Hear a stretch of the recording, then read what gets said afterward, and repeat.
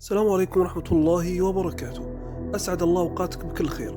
إذا أول مرة تزور قناتي اسمح لي أرحب فيك.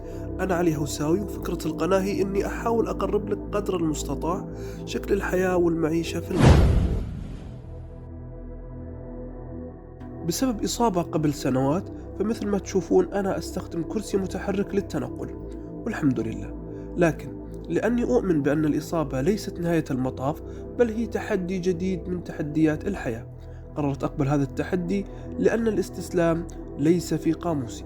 ونظرا لانتقالي للعيش في المغرب، فأنا أمارس هوايتي المفضلة في التجول والاستكشاف على الكرسي المتحرك، لإعطائكم لمحة عن هذا البلد الجميل والعريق، وتزويدكم ببعض المعلومات عن المغرب من الناحية السياحية، الثقافية، الاجتماعية والتجارية. إذا مهتم بالمحتوى يسعدني اشتراكك بالقناة. أخيرا، نصيحتي لك: تسلح دائما بالعزيمة والإصرار، وخلك قد التحدي، ولا تخلي الصعوبات توجه لك الضربة القاضية. صلي على محمد، ويلا نبدأ.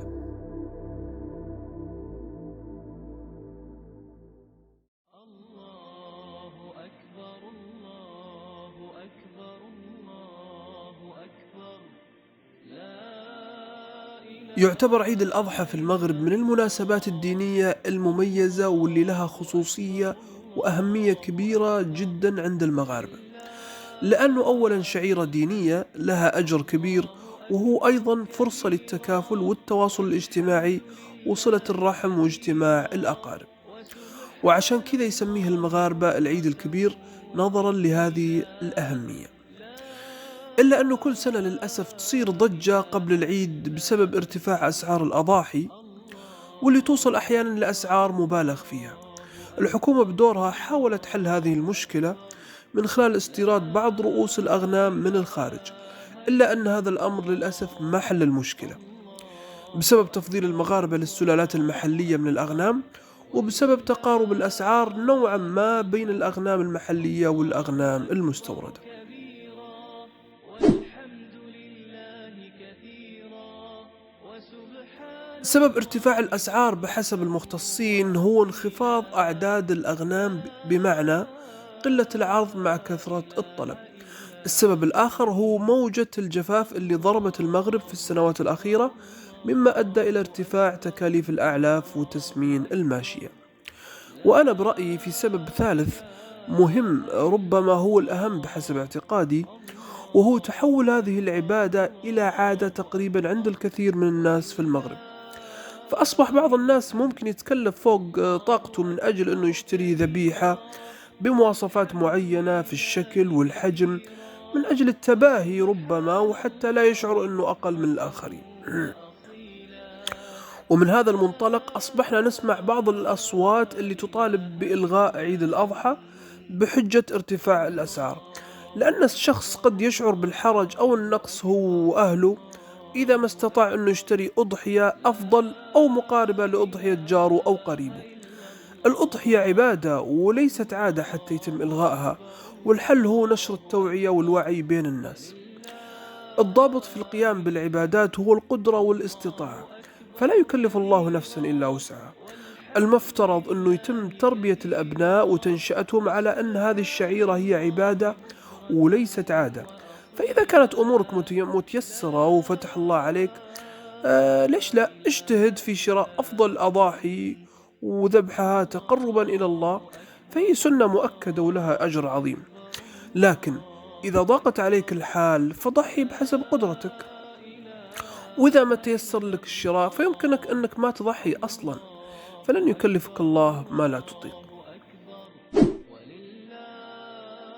مثل ما تعرفون، الأضحية تجوز في بهيمة الأنعام مثل الإبل والبقر والغنم، لكن بشكل عام يفضل المغاربة التضحية بالأغنام. ويتراوح سعر الأضحية في الفترات الأخيرة ما بين 3 إلى 7 آلاف درهم تقريبا، حسب النوع والحجم والشكل. أشهر سلالات الأغنام المحلية في المغرب، يعني ممكن نحصر سلالات الأغنام في المغرب في 5 أنواع هي الأشهر تقريبا. أولا الصردي، وهو ملك الأغنام بلا منازع. هذا النوع يعجبني بصراحة، تحس له هيبة، يعني لما تكون واقف جنبه ودك تتصور معاه. تحس ودك تحب راسه وتقول له أي خدمة طال عمرك.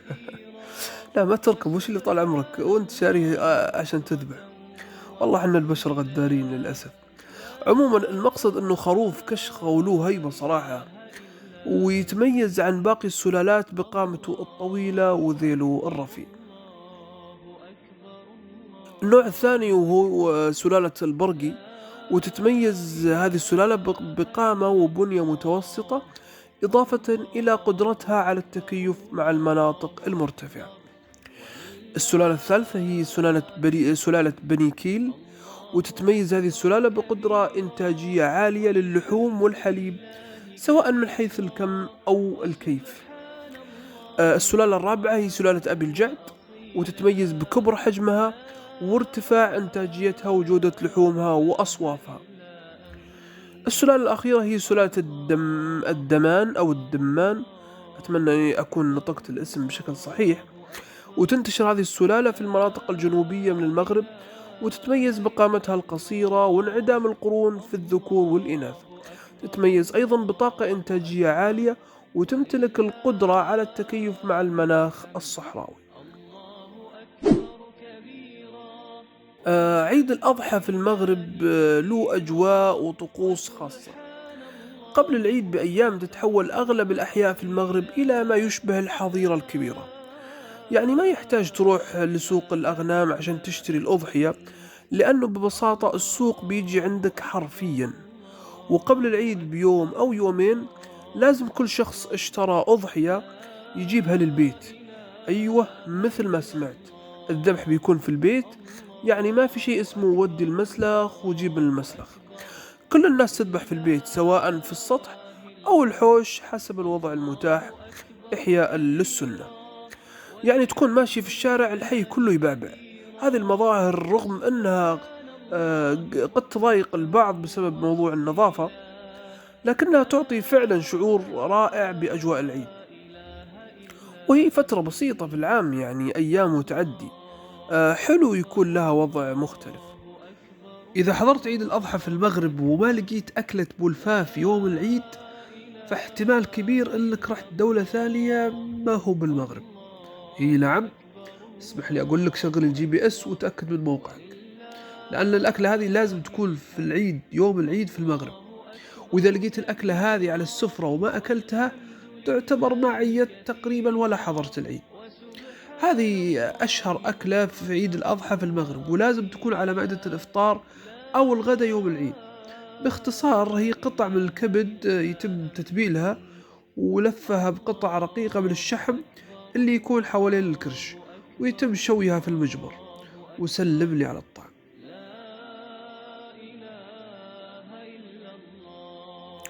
والحين يا متابعين يا حلوين، قولوا لنا كم أسعار الأضاحي عندكم؟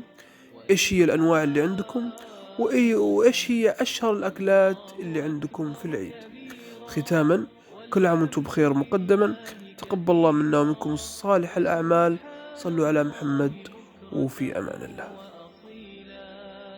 الله أكبر الله أكبر الله أكبر، لا إله إلا الله. الله أكبر الله أكبر، ولله الحمد. الله أكبر كبيرا، والحمد لله كثيرا، وسبحان الله بكرة وأصيلا.